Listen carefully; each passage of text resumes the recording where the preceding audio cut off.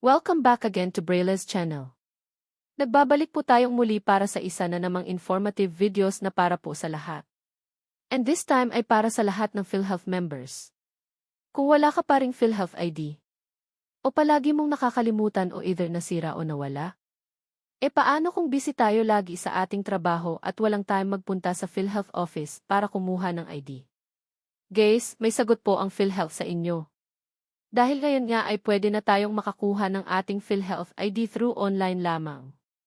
Kung paano ang dapat gawin in just 5 minutes lang ay panoorin mo ito at ibabahagi natin ang steps by steps. But before po tayo mag-start sa ating topic, kung bago ka pa lang sa aking channel, please do kindly subscribe, like, and share na din sa ating mga kaibigan. Kaanak o kapwa po natin PhilHealth members maging ang ating mga seniors at please do share na din sa ating social media accounts para mas marami pa ang makaalam. With no further ado, let's begin na po sa ating topic. To all PhilHealth members at senior citizens. Digital PhilHealth ID. Paano kumuha online? How to get PhilHealth ID in just 5 minutes. Tara alamin natin. At first, sino-sino ba ang mga qualified kumuha ng Digital PhilHealth ID?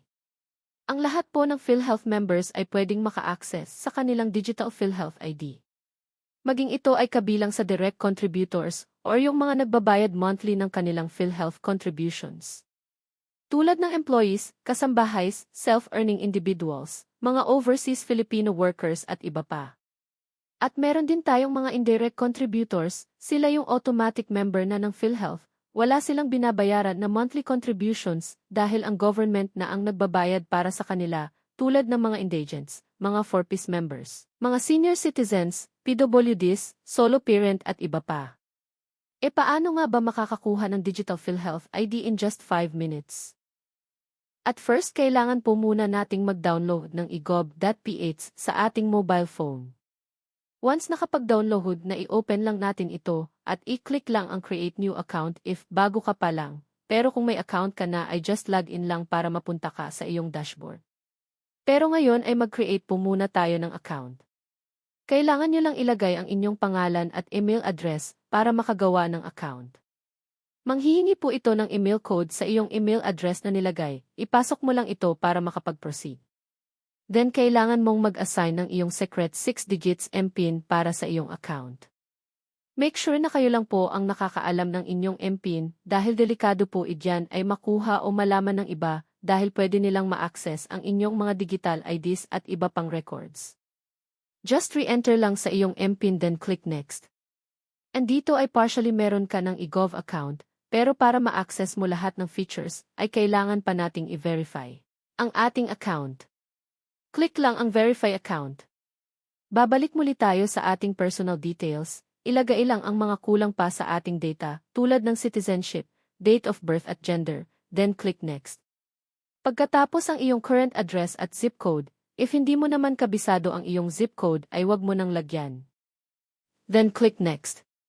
After nito ay lalabas na ang lahat ng data na inilagay mo. Need mo lang reviewin ito bago ka mag-next. If may mali sa data ay balikan mo lang at itama, then click Next. The next step na ay ang iyong digital signature. Ilagay mo lang ito sa space provided sa iyong cellphone then click Continue if okay na. If nagkamali ka or gusto mong ulitin ang iyong pirma ay i-clear mo lang. Then ang final steps natin ay ang pag-selfie sa ating phone. Tignan at basahin niyo po muna ang mga bawal gawin at dapat gawin sa pagsiselfie.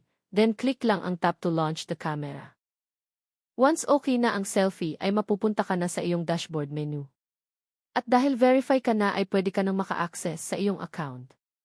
Click mo lang ang digital ID na nasa baba ng menu. Makikita mo na dyan ang mga available na ID na meron ka tulad ng iyong national ID at ang iyong PhilHealth ID. Kung isa ka ng seniors ay makikita mo rito ang iyong digital senior ID. Anytime ay pwede mo na itong magamit sa iyong medical or hospitalized purposes or pwede ring ipakita o i-present bilang valid ID. Pwede nyo rin naman itong ipaprint at ipalaminate para may physical ID kang hawak at pwede mong isave para anytime ay pwede mong magamit. Naway nakatulong po ito sa lahat ng nagnanais magkaroon ng Digital PhilHealth ID. At alam mo ba na bukod din sa PhilHealth ID ay pwede nyo ring ma-view ang inyong PhilHealth contributions sa eGov app. No need na magpunta pa sa PhilHealth to access your account, hindi ba? That's it. Manatili po kayong nakatutok sa aking channel para sa isa na namang informative videos na para po sa inyo. Marami pong salamat and God bless everyone.